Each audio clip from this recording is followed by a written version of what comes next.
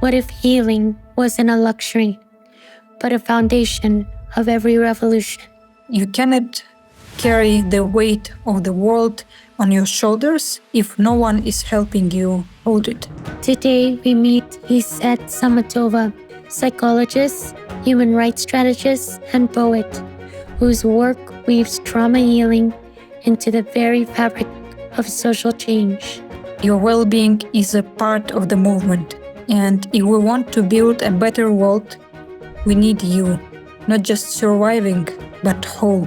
From supporting women survivors of domestic violence, to training activists across the world in emotional resilience, to designing poetic games that turn burnout into breakthroughs. Poetry allows me to speak from a place that is raw, emotional, and true. She's guided by women who taught her to dream boldly, build systems of care, and rise. Rise, my sister. Stand up tall. You were never meant to fall. Not a slave to fear or chains. You were born to break the reins. With a heart so fierce, so brave, waves of change are yours to pave. Through resistance, through the night, you turn darkness into light.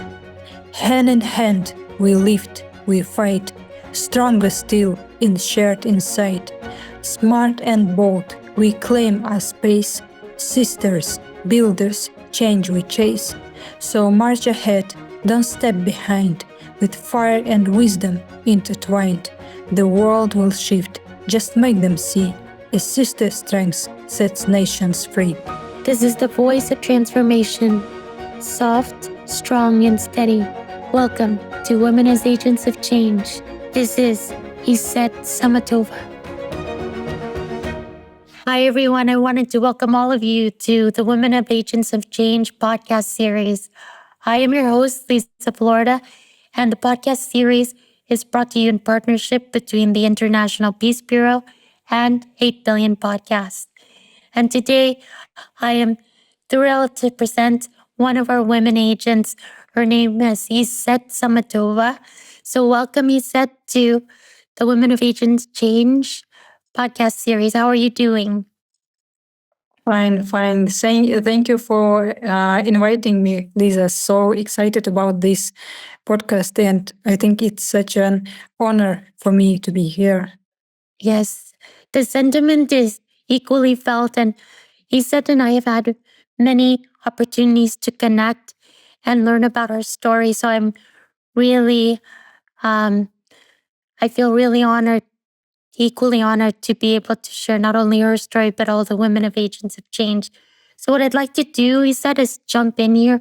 If you could just give us a brief background of your work, and then we'll jump straight into all the questions, and we'll go from there. Yeah, sure. Thank you. So my name is Esset Samatova, and my own profession is psychologist, but I'm working in the field of human rights. So I am working with human rights defenders, providing consultations and trainings for them so they can heal their wounds which they get during their work. Could you take us back to the beginning of your journey?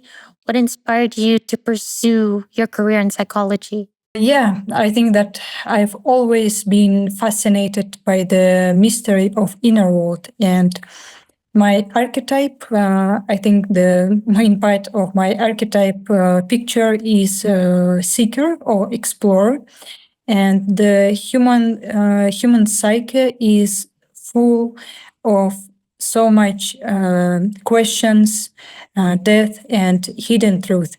And I remember the first time when I decided that I will be a psychologist. It was when I was in ninth grade, and everyone around me was choosing careers. And then the word psychologist suddenly just came to me like a light from lighthouse. And in that moment, for me, it was clear that I will be a psychologist, and this will be the path of my profession. Ah, that's incredible. See, because sometimes the those things, they're just light bulbs, like what you're saying. They just click and then it ends up really being something that you move forward to do. Now, you mentioned working with women facing domestic violence early on. What patterns or realizations led you to see this as a part of a larger system of oppression? At first, I saw each woman's pain as an individual tragedy, but over time, I started noticing patterns. The stories were different, but the emotions were the same. The shame, guilt, fear of judgment, financial dependence, and pressure to stay silent for the sake of the family. And I realized that this wasn't just about individual relationships, it was part of much larger system that teaches women to endure, to stay quiet, to sacrifice for themselves, for the families which will never support them. And that was the moment when I understood we can't just only offer therapy to individuals, but we also need to address the cultural and structural roots of this violence. Well, how did your work evolve from clinical psychology to managing projects and collaborating with civil society organizations? One of first turning points of this journey came when I was invited to support a large scale research project at a local NGO. And they were looking for someone who could truly connect with people, to provide interviews, someone who could build trust, hold space for dialogue, and reach to diverse communities. So the research will represent different people. And my background in psychology made me a good fit for that role. And I found that I really enjoyed working in a team, being a part of mission-driven project and contributing to something larger than individual sessions. And then I began designing programs that supported not only survivors, but also people working on the front lines. I mean, NGO staff, activists, human rights defenders, because they also carry a heavy emotional load and need care to stay effective and well. Nice. Now, going back to our careers and what shapes us during childhood, you've seemed to have not only chosen a career in psychology, and then it's evolved into many different sectors.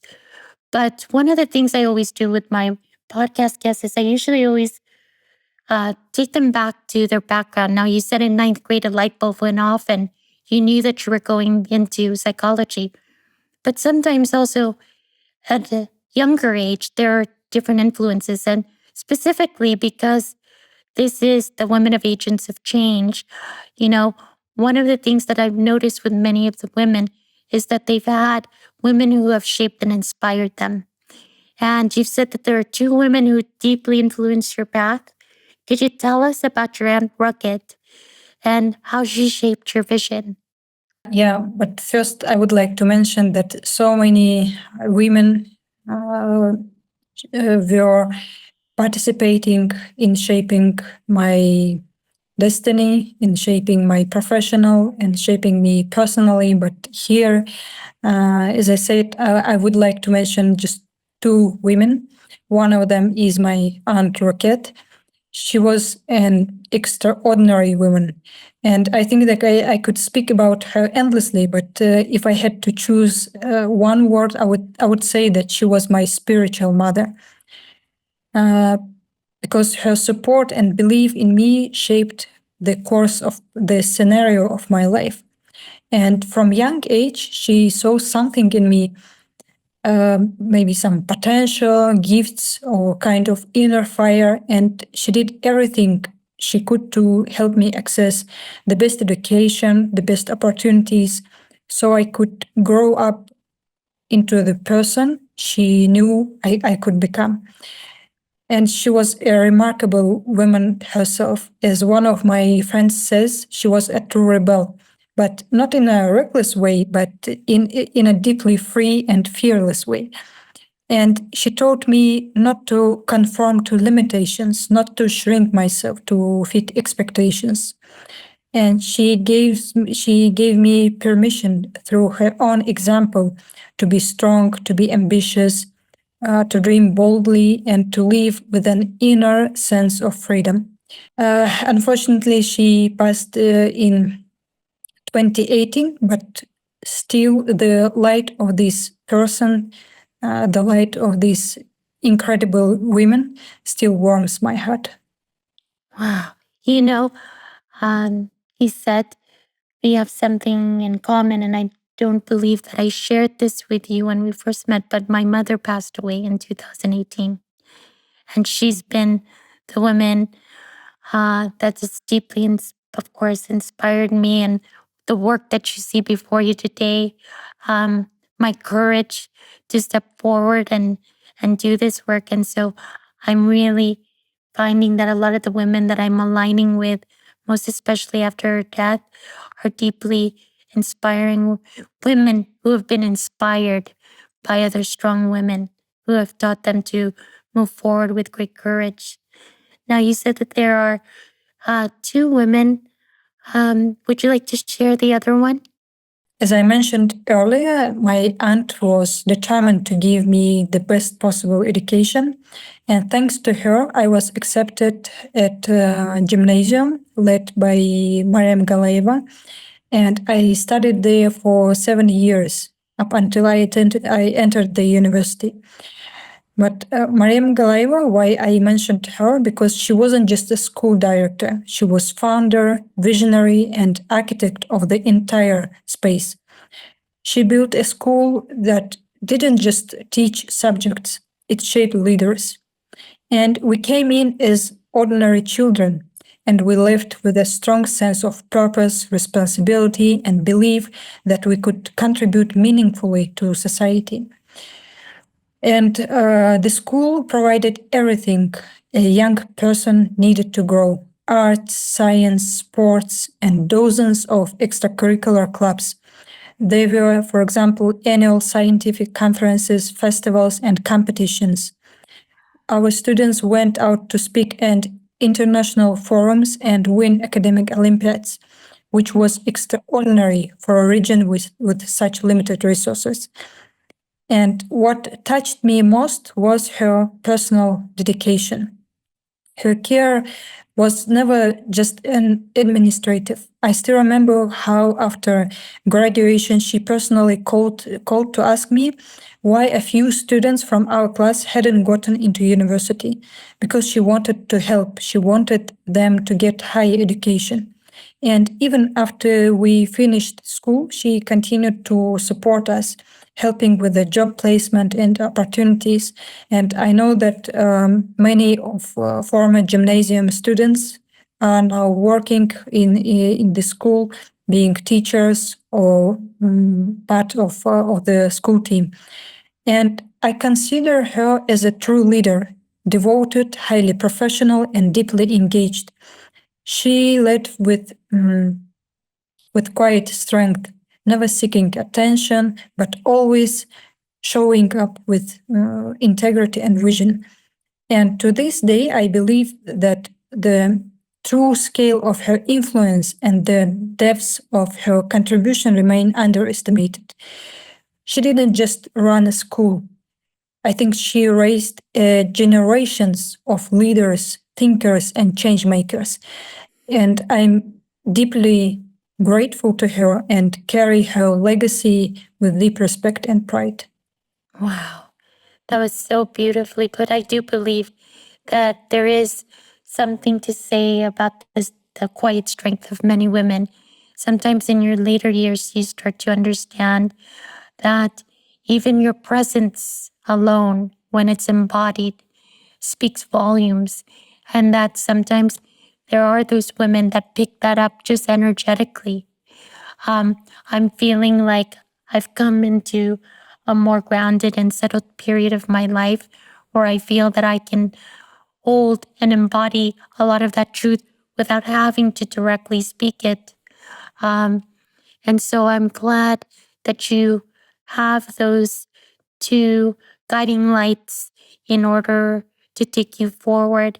Is there anything that you'd say that you carry with both of them on a daily basis, like moving forward? Is there something like, um, you mentioned archetypes and templates. Do you feel like there's something that you use with your daily life that you carry with both of them?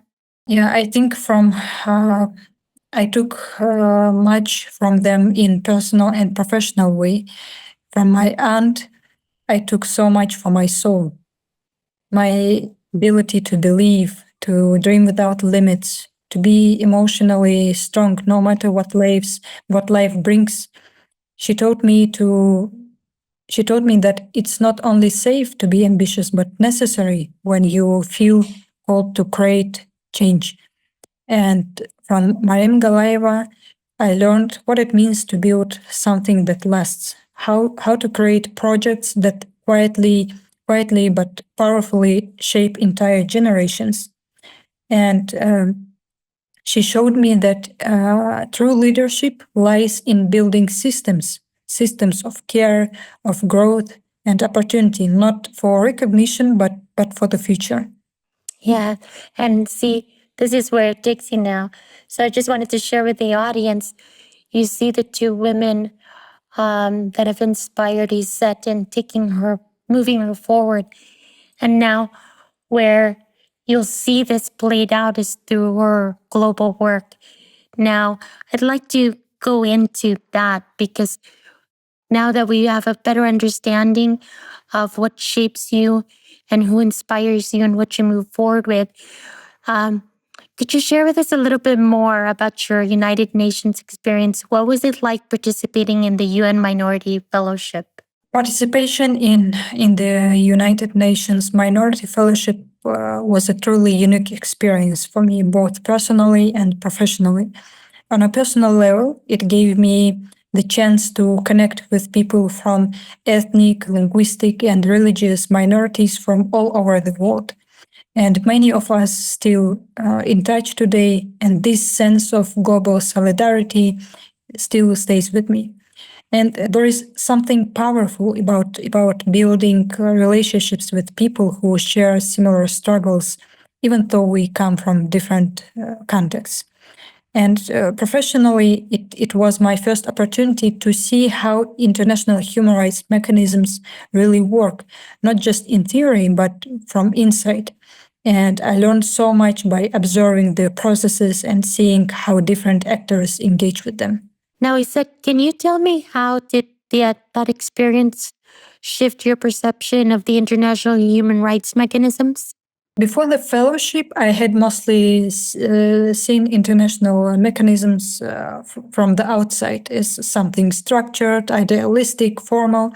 But being part of the process helped me to understand the complexities and contradictions. And one moment that really stood out with me was observing the process of universal periodic review. It was fascinating and sometimes even a little surreal to see how states interacted with each other.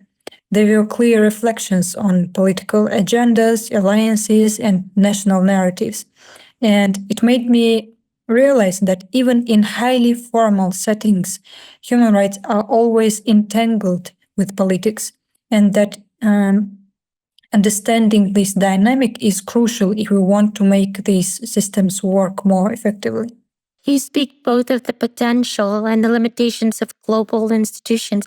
Could you expand on what you learned about these dualities? I saw that global institutions have a real potential. They offer space, visibility, and legitimacy to issues that are often ignored at the national level. And the United Nations platform gave me the chance to share my own perspective on why some human rights initiatives fail to create change. I argued that many programs don't take into account collective trauma. And as a result, the communities they are trying to help can sometimes perceive these efforts as threatening or alienating. And without understanding the deeper psychological landscape, and even well-funded interventions can backfire. And at the same time, I saw the limitations, slow processes, political influence, and lack of accountability when it comes to actual implementation. And these are real challenges. But despite all these limitations, I believe such institutions are essential. In a world that is becoming more polarized and more globally traumatized, these spaces, however imperfect, are often the only place where opposing sides can meet. And they offer at least the possibility of dialogue or of shared standards, of being heard. And sometimes this is all what we need. This is all it takes to begin a shift. And I think that with these institutions, we still have a chance for peace, for prosperity, for justice.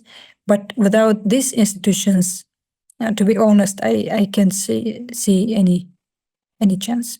You now focus on mental health for human rights defenders and activists. What are the unique pressures they face today? Human rights defenders and activists face multiple layers of pressure, many of which are chronic, invisible, and emotionally exhausting.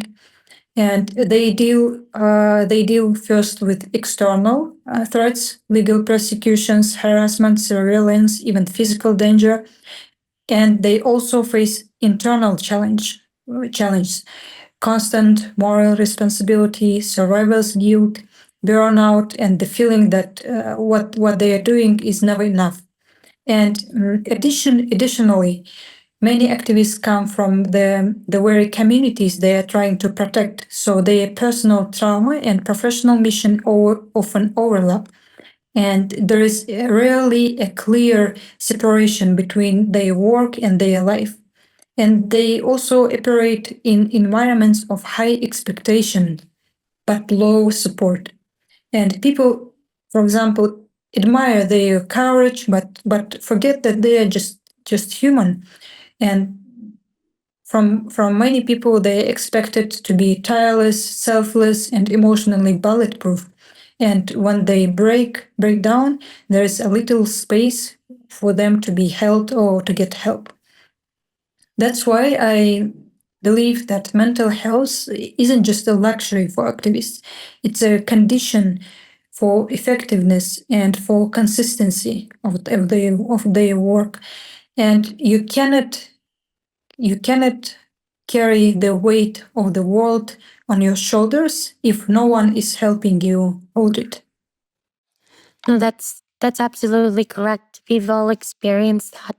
And it's really neat to see how in depth you've dived into really seeing this and then really now focusing on this part. Can you walk us through the trauma informed and resilience based frameworks you've developed? My work is grounded in the belief that activists don't just need protection from external threats, which I mentioned, but they also need internal tools to stay emotionally resilient, for the long term. And I use trauma-informed approach, which means I always assume that people carry visible and invisible wounds. And I pay attention to how past experiences, especially collective and historical trauma, can influence the way people respond to change, to pressure, or even to help. And one of the first steps I take in is helping people recognize their own patterns of survival. Hypervigilance, emotional numbing, self-sacrifice, and understand that these are not personality flaws, but adaptive responses to unsafe condition. And then from there, we can build more conscious strategies. I also work with a resilience-based model that integrates psychology, body-based practices, and strategic planning. And I teach tools like grounding and breathing to regulate the nervous system, EMDR technique inspired EMDR techniques, protocols which help for emotional processing. Also, I use practical exercises that help people reconnect with inner safety, clarity, and decision making power. And perhaps most importantly, I help people design their own sustainability plans. So they have maybe a list of the steps which they need to do in front of them. And so the activism doesn't come at the cost of their health or identity. And my goal in my work is to move people from surviving mode into a space where they feel rooted, purposeful, and emotionally equipped to face both the everyday and the extraordinary demands of their work. No, this is incredible. You know, I'm very, at one point, and I've shared this personally with you, said, at one point I wondered if I was truly fit to create or host the podcast series, um, because the women brought forth to you, including you said, have such a incredible background. Um, like what you're saying is that deeply rooted in everything that you've come across. Now going into things that you've witnessed and being able to put these things together. And you mentioned about breath work, and it's really neat to kind of see how the merging of the spiritual space in breath work and how now it's moving into psychology and mental health. Eventually, I see these merging together. But in addition to that, one of the things that we spoke about too was a transformational game that you've designed. Um, what is it like and how does it support well being? First, this idea of transformation came from urgent question, simple and urgent question. How can we talk about burnout, trauma, and emotional exhaustion in a way that feels engaging, safe, and empowering? I think that many activists are tired of heavy workshops and formal trainings. So I wanted to create something different, something that feels like an innovation, not just a diagnosis or regular training. So the game is designed as an interactive, story-based experience where players explore six key topics related to activist well-being. Among them are burnout and energy recovery, psychological resilience under pressure, boundaries and self-protection, meaning and inner motivation, emotional intelligence and communication, and integration of traumatic experience. And each topic is presented as an island on a metaphorical map. And as players move through the game, they face scenarios, reflective questions, and practical tools. Also, there are interactive practices which help them to support each other, and they encourage to share, to connect, and co-create solutions. So the game is more collaborative, not competitive. And there are also symbolic elements. For example, artifacts they collect, such as insights, grounding practices, or commitments, mini rituals for stress release or emotional reset, a personal care plan they build by the end of the game. And the game creates a safe space for people to pause, to reflect, and take back their agency, to realize that their well being isn't just a weakness, it's their core resource. And this game is still in development, but we already went through first stage of creating this game, and I hope that this game can become a powerful tool for change, not only for individuals but also for organizations and movements too. Now, I said, who helped you? Who are you working with in order to develop this game? I have like a small team. There are experienced psychologists who have already experience in making transformation games. So we're working together. We meet almost every week. Huh. So we use all the information we have to create the content of the game. I know you said that you've been already implementing some of this and maybe some of the structures are testing it out. Do you know, have an idea of when the full rollout is going to be or of this project? I think in 1 month. Yeah, I wanted. In May, I invited to Brazil Crisis and Care Convening. It's a gathering organized by Argent Action Sisters funds, and I wanted this game to be presented at that convening during my training. But I don't think that we will finish this game till that moment. So I think maybe in the end of May it will be ready.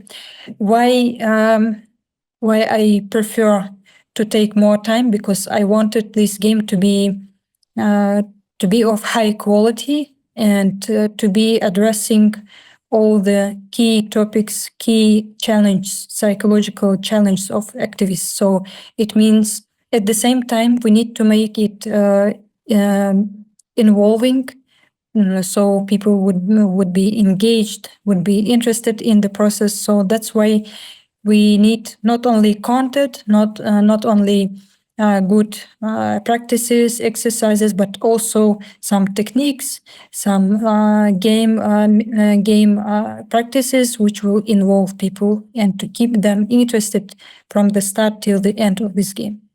Well, I'm definitely going to be following and supporting you as I know that Isan and I have already created a friendship outside of our podcast.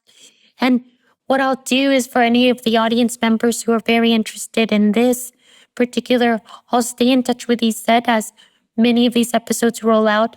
And if you are interested, I'll put, if there's any information about it, I'll go ahead and put it in the description box so then people could actually read more about it if it's ready by the time we launch this.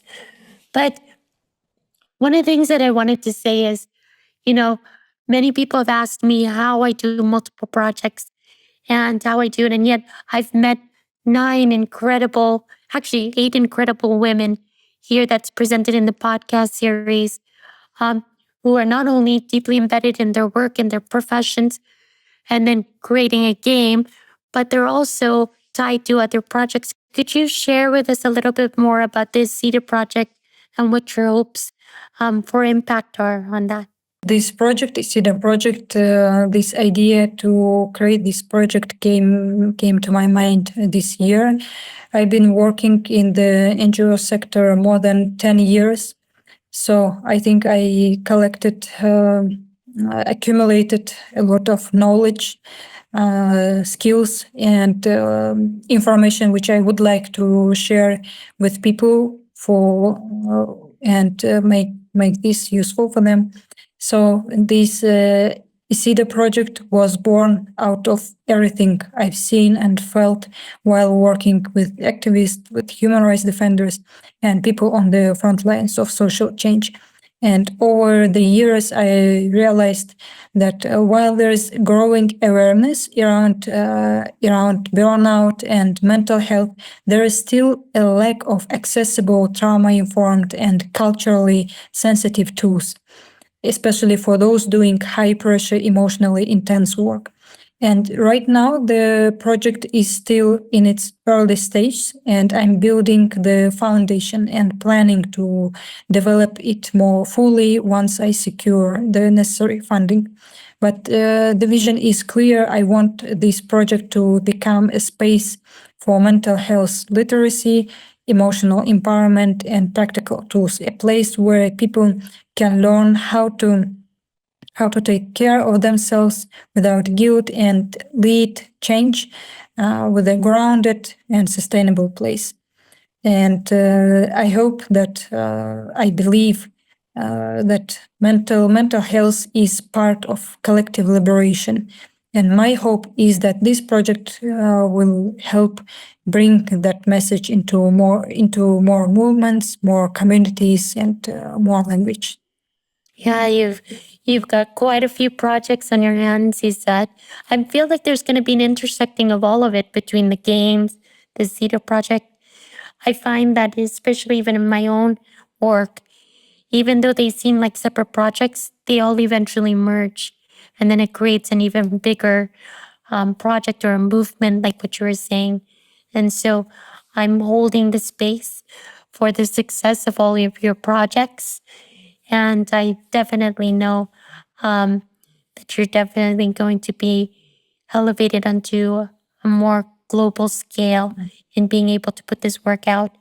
Now, your journey bridges activism, psychology, and even poetry. And we've talked about this from your inspiration of some of the women early on in your life. How has creative expression supported your work and healing? For me, creative expression, especially poetry, has always a way to process what I feel when there are no words left in the clinical or political language. And activism sometimes might be overwhelming. Psychology can be analytical, but poetry allows me to speak from a place that is raw, emotional, and true. And it helps me to connect to myself when I feel scattered. And poetry also allows me to connect to others when I want to speak not just from my head, but from my heart. And sometimes healing comes not from solving something, but from naming your problem, naming your challenge softly, and with the language which holds. And poetry gives me that space. And I think that somehow poetry starts to become my professional voice. Sometimes I end up my trainings or talks with a poem. And recently, I ordered my business cards with my contact information on one side, and with an inspirational poem on the other side. So poetry for me also, I think, is a form of resistance, quiet resistance. It's how I stay. It's a way to stay human in systems that can sometimes feel inhuman. I love that. You said I could really feel that, like the resonance in my heart as you say that some of the most eloquent and expressive leaders have been poets. I know that. I was just actually thinking about that, and I think of a world leader in the Philippines who was deeply elaborate in his speech. And what I didn't know was that he was a poet, and I've read some of his poems, and they were incredible. And speaking of which, since we have you here, would you be willing to share a poem with us today? Yeah, sure. I just wanted to add that this poem was written exclusively for this podcast to share my message in a more lyrical way, I think. So the poem's name is Rise for now. Rise, my sister, stand up tall. You were never meant to fall, not a slave to fear or chains. You were born to break the reins. With a heart so fierce, so brave, waves of change are yours to pave. Through resistance, through the night, you turn darkness into light. Hand in hand, we lift, we fight, stronger still in shared insight. Smart and bold, we claim our space. Sisters, builders, change we chase. So march ahead, don't step behind. With fire and wisdom intertwined, the world will shift. Just make them see. A sister's strength sets nations free. Wow, he said, thank you so much for that beautiful poem. Like I said, I feel it. I'm even holding my heart, and usually in the spiritual, from the spiritual aspect, it's from the heart chakra and the heart resonance. So one of the things that poem deeply moved me. And I don't know if you know this, he said, when even I'm on social media or I do a call out to all my sisters, I always say, rise, sisters, rise. Wow. So this is so fitting. And I've been saying that for many years. And the podcast is truly a manifestation of that call out, of the sisters calling out. So when I told you in the audience that I didn't know if when I was approached by International Peace Bureau, if I was truly fit, and I look back between this incredible journey and this juncture in life, and to be met with the sisters who are rising. So I have full body chills just saying that, because I just know that this was an incredible part of a juncture in our lives where we would cross paths, my sister. And I'm sending you so much of my heart resonance, not only to you, but to those that are viewing this. I hope that these women inspire you. And so, what I'd like to say is, what message do you have, he said, if we could close this out as a call to action that you would leave with the listeners, most especially with working in the front lines of social justice? My message will be will be simple, and my message goes to all activists, human rights defenders, all those people on at front lines. I just wanted to remind to them that your well-being isn't just a side issue. Your well-being is a part of the movement, and if we want to build a better world, we need you, not just surviving, but whole. So please remember, you're allowed to rest. You're allowed to ask for help. You're allowed to feel everything and still continue. We cannot pour from empty cups, and we cannot build liberation with broken wings, with broken minds, with broken hearts. So care, please care for yourself the way you would care for someone you love, with gentleness, with consistency and belief. Because when you take care of your inner world, you strengthen your ability to change the outer one.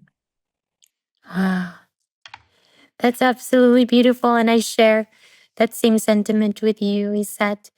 Uh, I promised myself that coming back on this journey, that I would not only speak my own truth from the most honest and authentic way possible, but I would provide everyone else a platform to speak it. And so I am deeply honored. I feel very privileged to sit with you, share your story, and deliver this. And I hope that many of you in the audience enjoyed listening to Esset's story. Um, as she has continued her walk, and now she is finds herself in great leadership. So I'd like to thank everyone, most especially you, Iset, for sitting down with me, sharing your story, being open and authentic in truth, sharing how the work in psychology is even transcending and moving lines across the world in terms of being able to incorporate the spiritual aspect. And I know that's where we intersect and cross. So I look forward in our coming years to be even working together with you.